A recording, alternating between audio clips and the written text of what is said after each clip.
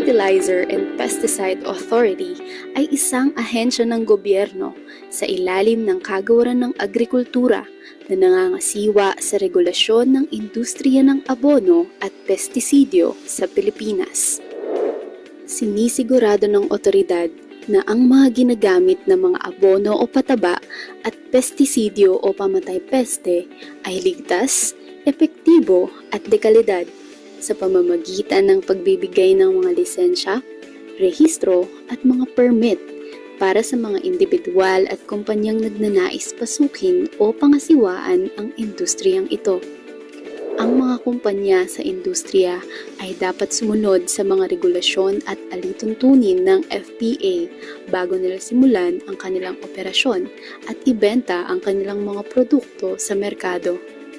Upang masiguro ang pagpapatupad ng mga regulasyon ng otoridad sa buong bansa, ang mga regional field units ng FPA ay nagsasagawa ng regular na pagmonitor o pagbisita sa mga iba't ibang mga handlers, gaya ng mga importers, manufacturers, distributors, at dealers.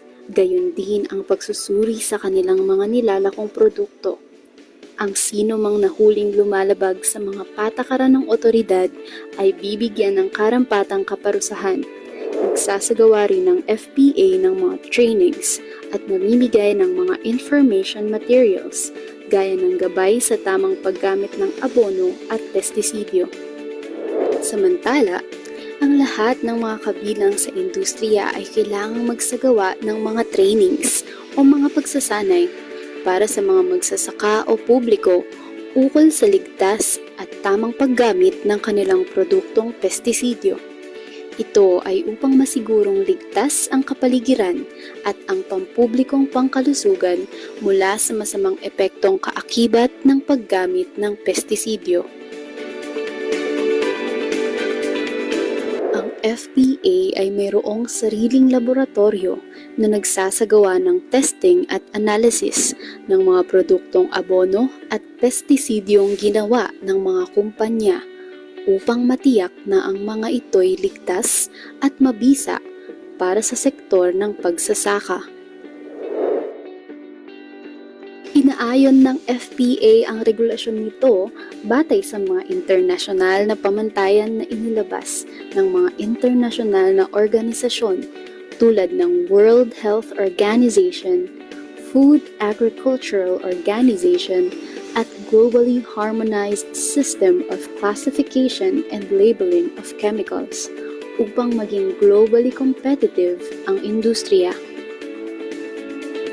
Sa aming tungkuling pagbutihin ang aming regulasyon, patuloy naming papairalin ang pagiging pantay at patas sa pagpapatupad ng aming regulasyon na walang sino mang mas nakakalamang. Sa bawat regulasyong aming ginagawa at ipinapatupad, batid naming mahalaga ang kontribusyon ng mga magsasaka, industriyang nasa ilalim ng aming regulasyon, mga mananaliksik at dalubhasa sa akademya, mga civil society organizations at mga ibang ahensya ng gobyerno. Tungo sa hangaring magkaroon ng sapat na pagkain para sa bawat Pilipino at sa pagsasakatuparan ng isang bansang may maunlad na pagsasaka, sisikapin din ng FPA na maglingkod na may kahusayan, integridad at malasakit sa bayan.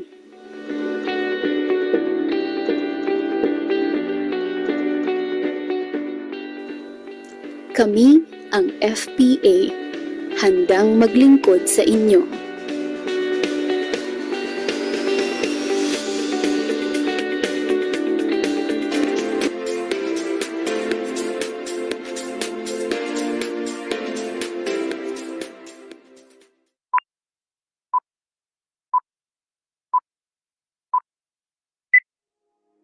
Good afternoon everyone! Welcome back po sa mga patuloy na nanonood sa ating webinar series. kung kaya naman po ay first time na manonood, welcome po to the FPA Webinar Series Season 4, kung saan pag-uusapan po natin ang mga frontline services ng Fertilizer and Pesticide Authority.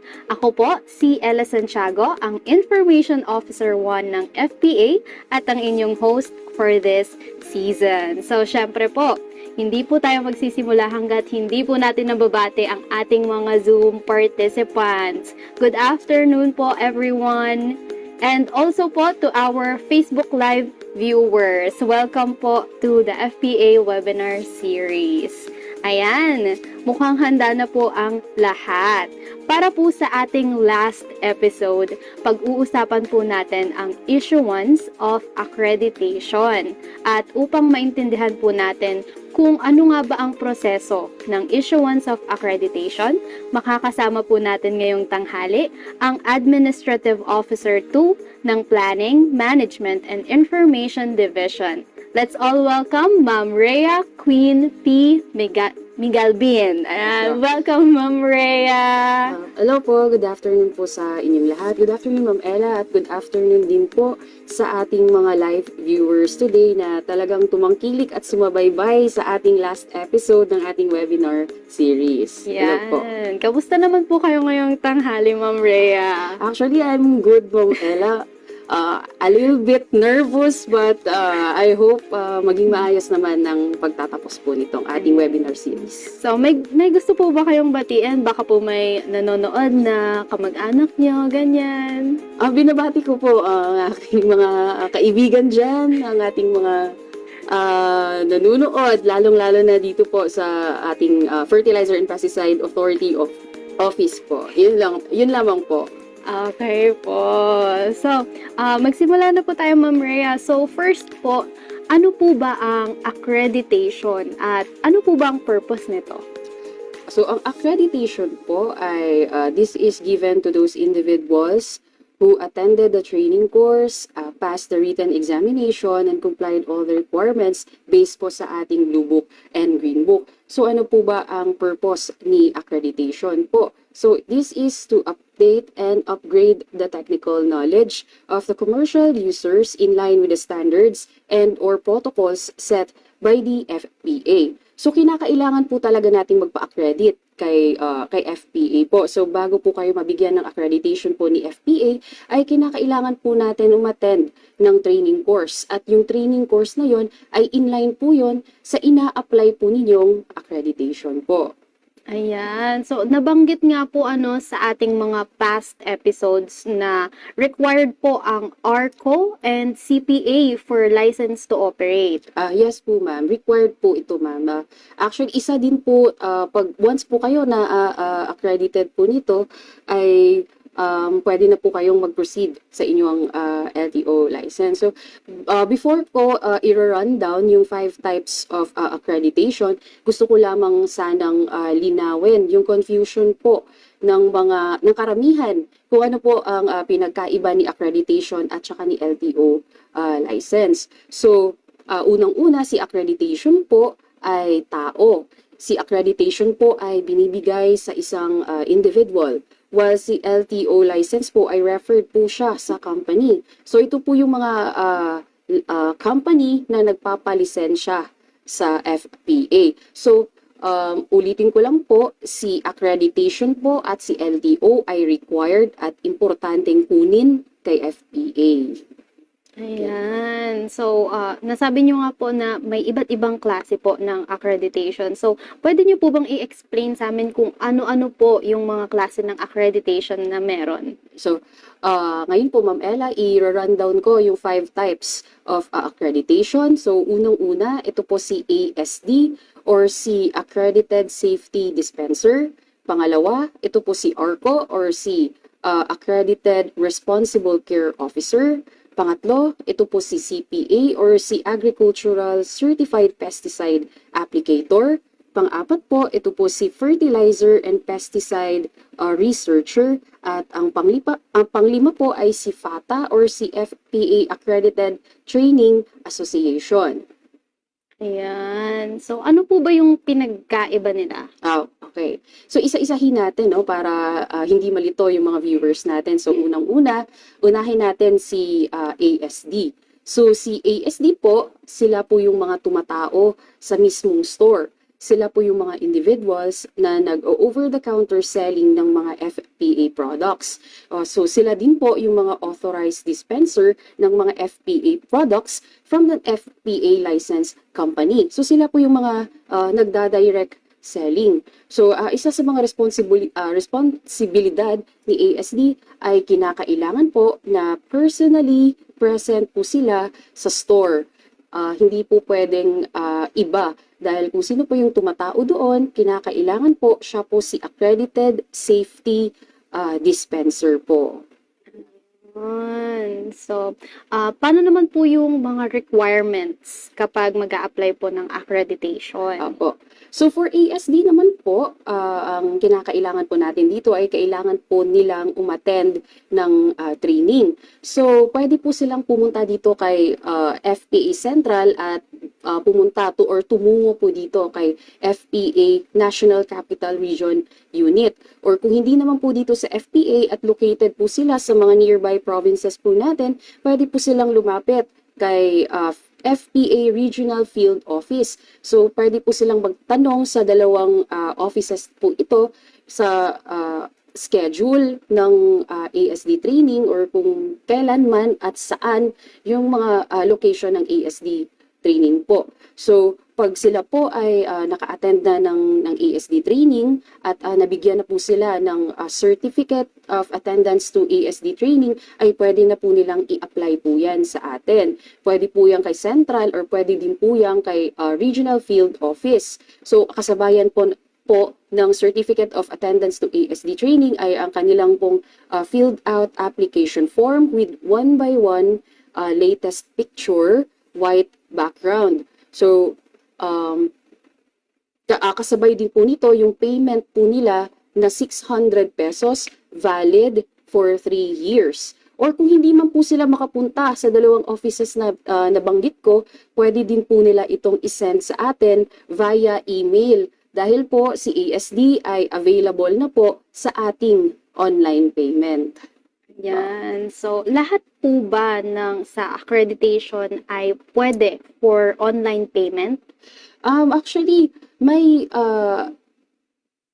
available naman po sila majority ng ating mga accreditation, pero yun meron pong isa na under po ng ating certified pesticide applicator, lalong-lalo na itong fumigator, ay hindi pa po siya available.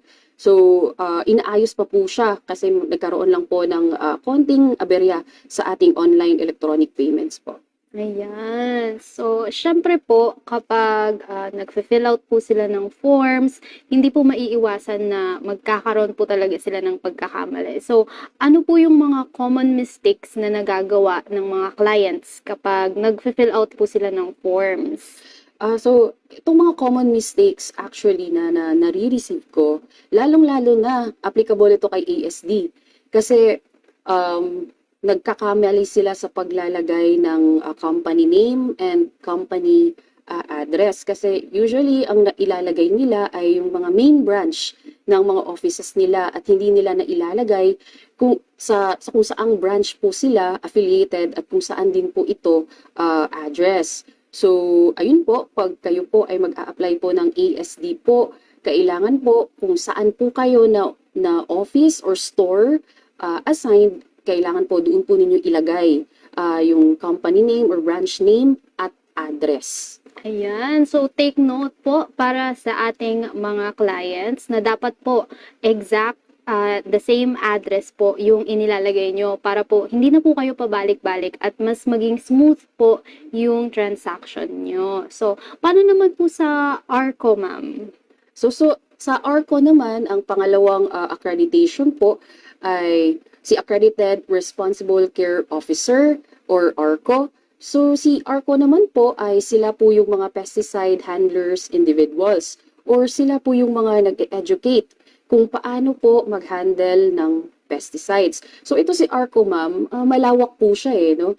Nasa importer-distributor siya, national distributor, area distributor, exporter, manufacturer, formulator, extruder, repacker, institutional user, or end user. So ito po, mga nasabi ko ay hindi ko na siya i-explain no, kung ano po ito dahil kahapon na-explain po ito ni Miss Lovely kung ano po ang mga ginagawa po ng mga ito.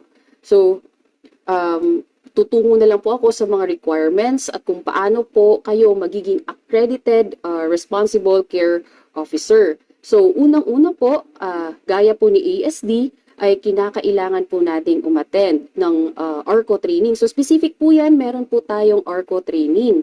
So, kinakailangan nating umattend ng training at pumasa sa written examination po for ARCO. So, kung kayo po ay pumasa na ng exam at meron na din po kayong certificate of attendance to ARCO training, ay pwede nyo na po yung i-apply sa amin.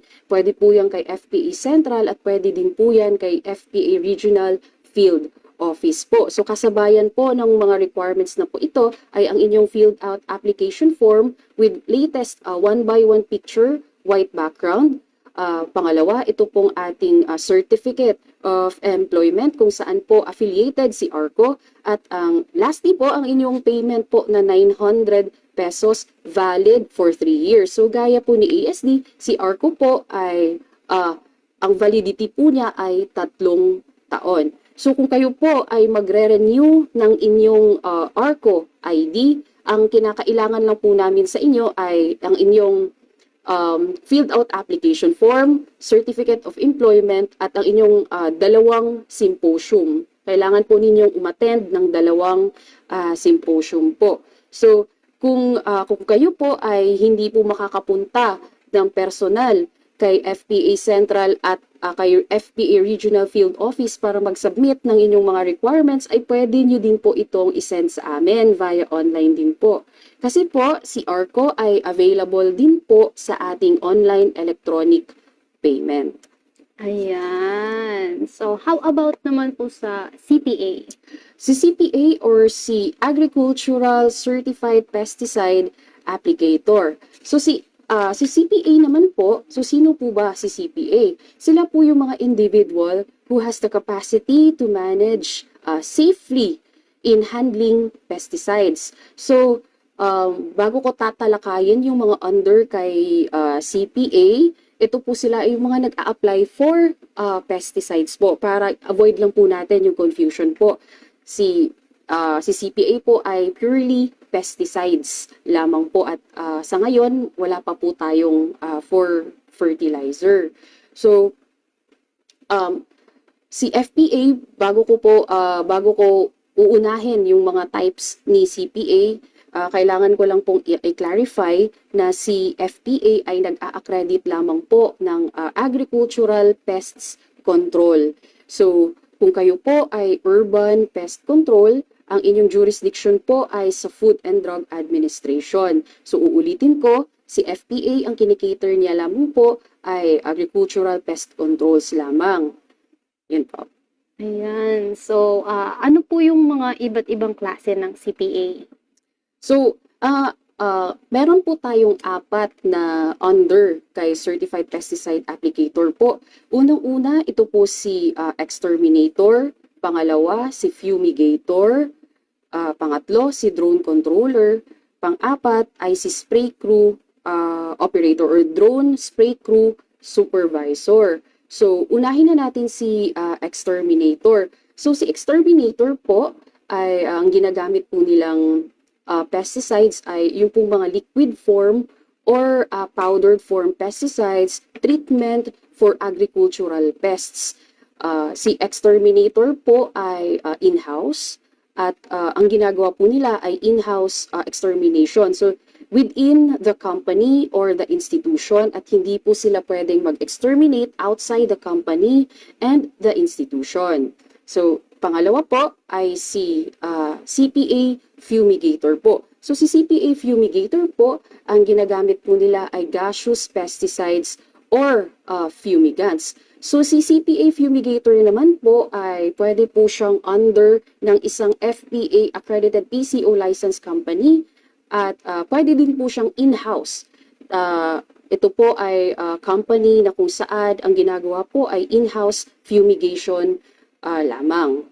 So madali lang pong tandaan yung difference ni exterminator at ni fumigator. Ito po yung sa pesticides na ginagamit po nila. So uulitin ko, si exterminator po ay powdered form or liquid form na pesticides, while si fumigator po ay gaseous pesticides or fumigants. So for their requirements at kung paano po kayo maging accredited CPA exterminator and fumigator po, for CPA exterminator po ay kinakailangan po nating umattend ng CPA training for exterminator. So kinakailangan din po nating ipasa ang written examination po ni exterminator. At pag kayo po ay pumasa po sa written examination ni exterminator at meron na din po kayong certificate of attendance to training ni exterminator, ay pwede nyo na din po itong i-apply sa FPA Central or sa Regional Field Office. So, kasabayan po ng mga requirements po nito ay ang inyong filled out application form with 1x1 latest picture, white background. Pangalawa, ang inyong pong certificate of employment kung saan po affiliated si exterminator. Pangatlo po ay ang inyong payment po na 600 pesos valid for 1 year. So, kay fumigator naman ay katulad din po ng requirements ni exterminator, pero ang kailangan po nilang attendan na training ay fumigator training po. So pag sila po ay pumasa na sa examination po ni CPA fumigator, ay pwede na din po nila yung i-apply kay FPA Central or kay Regional Field Office po. Kasabayan din po nito yung mga requirements na kinakailangan, yung filled out application form, yung certificate of employment, at yung payment din po na 600 pesos valid for 1 year. Yun naman po. Ayan. Tapos, nabanggit nyo rin po na meron pong drone controller at saka drone spray supervisor po ba or operator? So, under po kay CPA CPA Certified Pesticide Applicator, ito po si drone controller at si drone spray crew supervisor. So si drone controller po, from the name itself, sila po yung mga nagko-control ng drones na ginagamit po nila for application ng pesticides. So si drone controller po, kinakailangan po niyang maging isang valid certified pesticide applicator po para po sila ay makapag-apply as drone controller.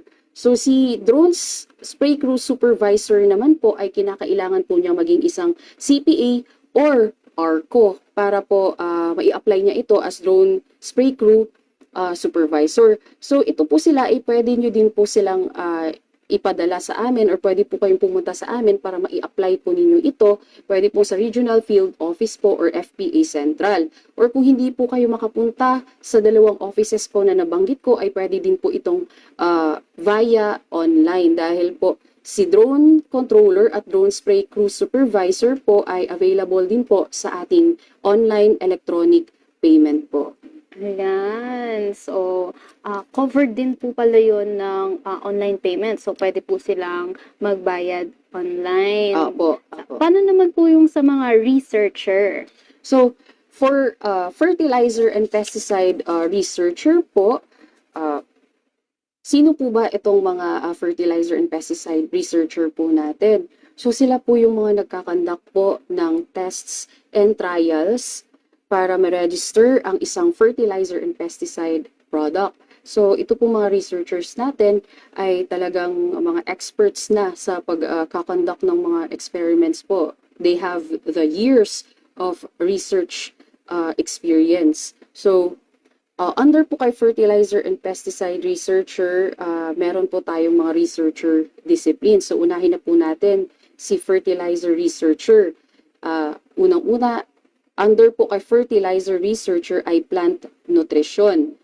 At kay pesticide researcher naman po ay entomology, plant pathology, weed science, supervised pesticide residue trial or SPRT, veterinary researcher, and veterinary entomology and SPRT po. Ayan. So, ano naman po yung mga requirements para maging researcher?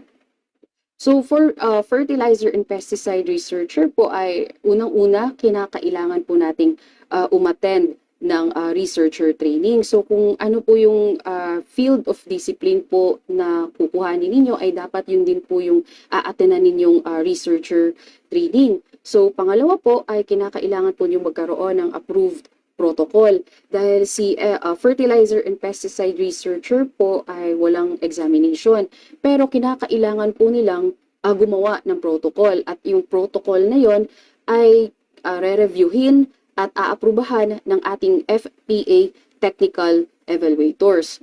At ang pangatlo po ay ang kanilang latest resume with details of research undertakings, academic specializations, and years of research experience po.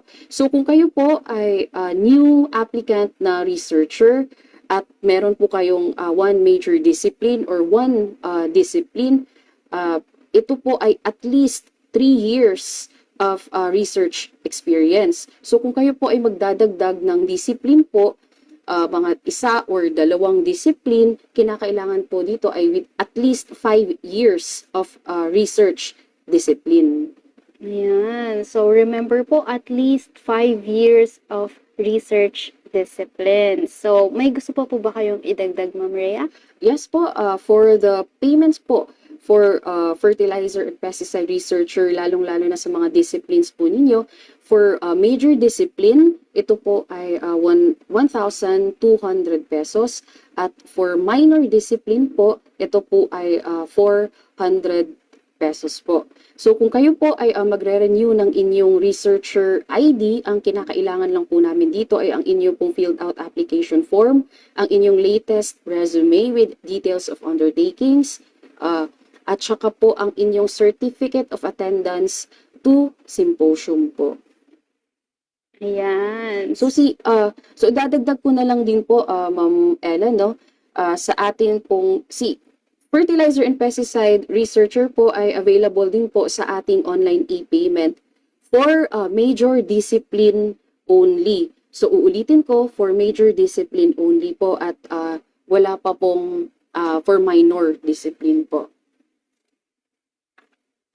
So, saan po kaya sila pwedeng kumuha ng mga trainings tsaka mga symposium? So, para po makakuha kayo ng mga trainings and symposium po, ito po ay magfo-fall sa ating ikalimang accreditation. Yun po ang FATA or ang FPA Accredited Training Associations dahil sila po ang nagkakandak ng trainings for ORCO, CPA at fertilizer and pesticide researcher po. So kung kayo po ay balak nyo pong maging accredited training association po kay FPA, ay ito lamang po ang mga requirements po. Ito po ang accomplished application for accreditation. Pangalawa ay SEC registration. Pangatlo ay itong general information sheet which contains the roster of members. Pang-apat po ay association profile. Panglima po ay list of trainers and their qualifications.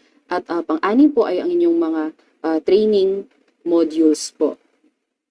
So, yun po ang kabuuan ng accreditation po, Ma'am Ella.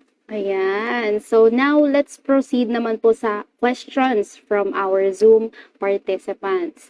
From China Seblos, when daw po ang schedule ng symposium for next year?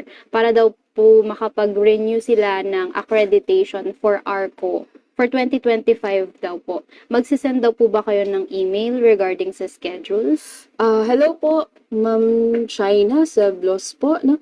Yung schedule po for symposium po for next year ay currently fina-finalize pa lang po ngayon, ma'am. So, abangan nyo na lang po. It's either sa aming website or sa aming Facebook page. Magbibigay naman po ang aming magpo-post po kami ng schedules doon po para po ma-up-to-date po kayo. So, paantabayan na lang po namin sa inyo yung aming website at aming Facebook page po. Ayan. So, from Miss from China Seblos pa rin po, FATA lang daw po ba ang allowed magbigay ng symposium? Ma'am China, yes po, dahil ang nagbibigay po ng mga exams is only yun pong accredited training associations po ni FPA. So kung sino po yung mga accredited training associations po ni FPA, ay sila lang po ang pwedeng magbigay ng trainings at symposium po. Ayan. So, another question po from Miss Noemi. Kung halimbawang hindi daw po naka-attend ng symposia once magre-renew, magre-retake daw po ba ng exam? Gusto ko lang po sanang linawin no, kung anong klaseng accreditation po ito. So, kung kayo po ay new pa lamang po at hindi nyo pa nagagamit yung training ninyo, kung kailan man po kayo nag-training ay hindi nyo po kailangan umattend ng symposium. Kasi po ang symposium po, ito po ay for renewal lamang po ng accreditation. So, kung kayo ay new applicant, pwede nyo po yung i-apply pa rin po sa amin. Kahit po 2 years ago pa po kayong nag-take or nag-attend ng training po. From Miss Naomi pa rin po, kung halimbawa daw po nasa 2 years pa lang yung validity ng ARCO at gusto daw po niyang mag-transfer ng ibang company, ano daw po ang magiging process para malipat sa ibang company? Ito po ma'am ay kinakailangan nyo pong i-apply po yan ulit dito kay FPA po. So kung ilalagay nyo na lang po doon sa inyong filled out application form po yung company na kung saan na po kayo affiliated, at manghihingi din po kami sa inyo ma'am ng certificate of employment na kung saan stated doon na nasa bagong kumpanya ka na kung saan ka man ngayon affiliated na po. So, Ma'am Rhea, pag nagpa-transfer po ba ng sa ARCO, katulad ng sinasabi po ni Miss Naomi, may additional fee po ba yun? So actually wala naman po ma'am. Kung magpapa-transfer po, ang kinakailangan lang naman po is parang nagkamali po ako. Pasensya na po. Kung ililipat niya ang kanyang ARCO sa ibang company po, no?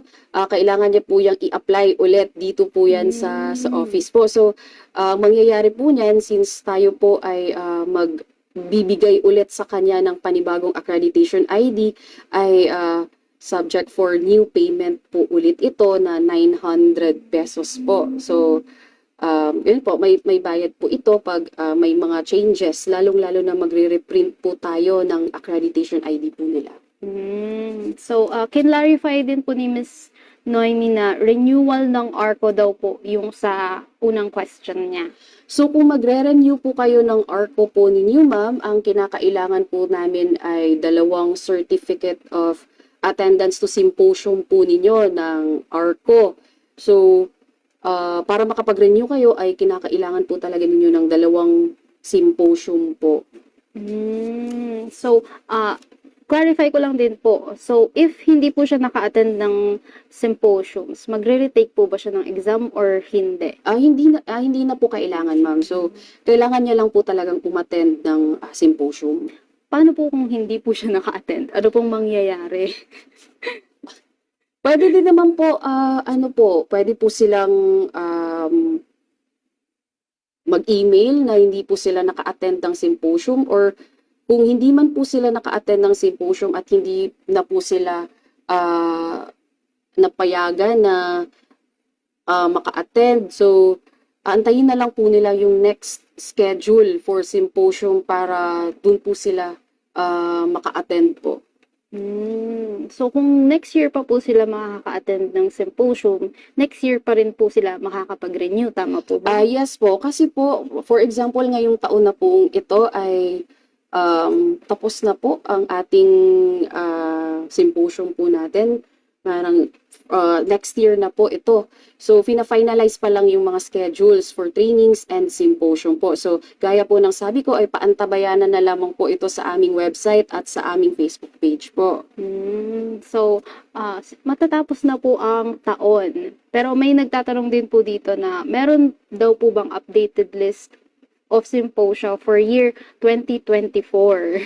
Sir Joseph, gaya po ng sabi ko ay finalize pa po ang list of trainings and symposium for 2024. So gaya din po ng sabi ko, paantabayanan lamang po ito sa aming website at sa aming Facebook page. Yun po.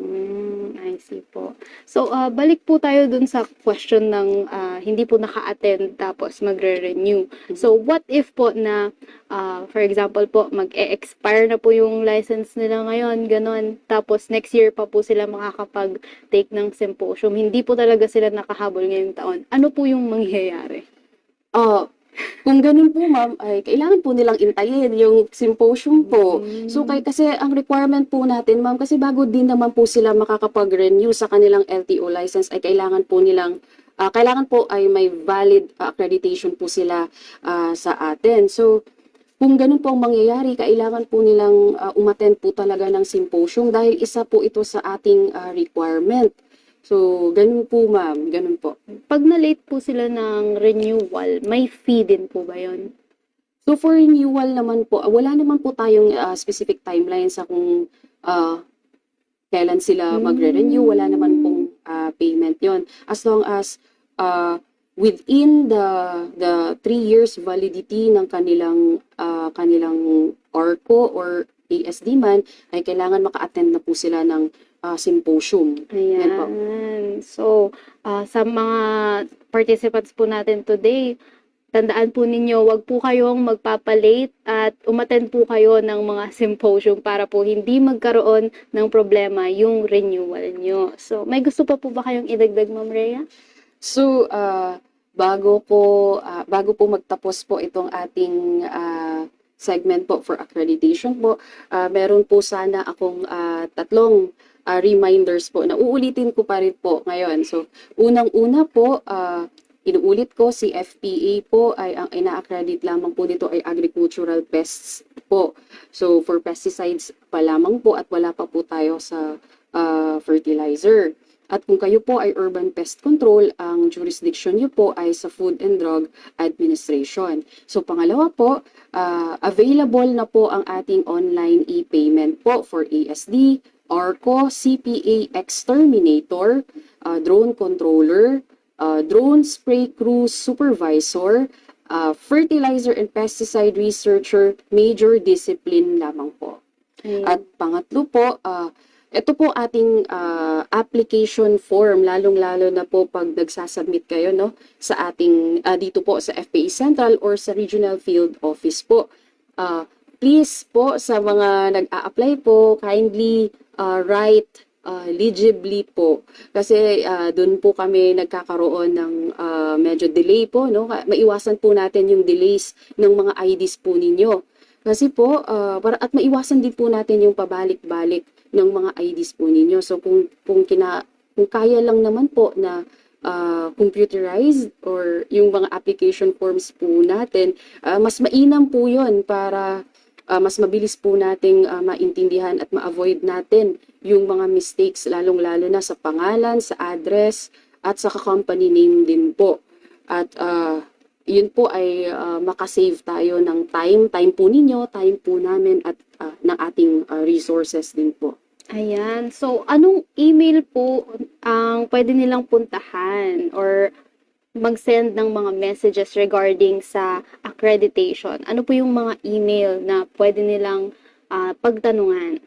So, for accredited safety dispenser po, kung meron po kayong mga queries po, pwede po ninyong isend po ito sa fpa77.asd@gmail.com. At kung ito po ay para sa ARCO, ay fpa77.arco@gmail.com. Kung ito po ay para sa CPA, fpa77.cpa@gmail.com. At kung ito po ay researcher, fpa77.researcher@gmail.com po. Ayan. So, i-screenshot nyo na po yan, everyone, or i-type nyo po or isulat nyo po para po mas madali nyo po itong maalala. Ayan. So, okay na po ba? Ma'am Rhea, may pahabol question po tayo for our episode. So, Yes, sir. yung sa scope daw po ng ARCO, ano daw po yung list of activities ng companies na sakop nito? For examination ng ating ARCO, or tama po ba ang pagkakaintindi Opo, ko? List ARCO. of activities and companies na sakop. Siguro po ano pong yung Sir Joseph Edward, pwede po bang pa-clarify po yung question? Ano po yung list of activities ng companies na So sakop for- nito?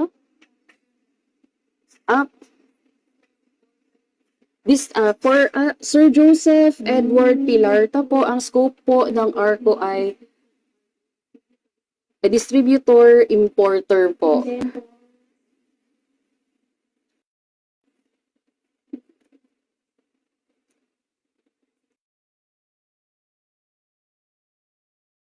Ayan, okay daw po. So, again po, Sir Joseph Edward, distributor. Importer po. Ayan. Distributor, importer po for scope ng ARCO. Ayan. So, to further clarify po yung question nyo, Sir Joseph Edward, i-message po kayo ng FPA. Ayan. So, any questions pa po ba? May questions pa po ba from our participants? Ayan, mukhang wala na pong questions. So, this is our last episode po for this webinar series. So, maraming salamat po, Ma'am Rhea, So, thank you po. Thank you din po, Ma'am Ella, at thank you po sa lahat ng mga, lalong-lalo ng ating mga live viewers na talagang tumutok hanggang last episode ng ating webinar series. Yes, that's true po. So, for everyone po, wag po nating kakalimutan sagutan ang ating post-evaluation form na makikita po natin sa chat box at sa ating comment section. Ayan, so mukhang naiintindihan na po ng lahat kung paano ang proseso ng issuance of accreditation.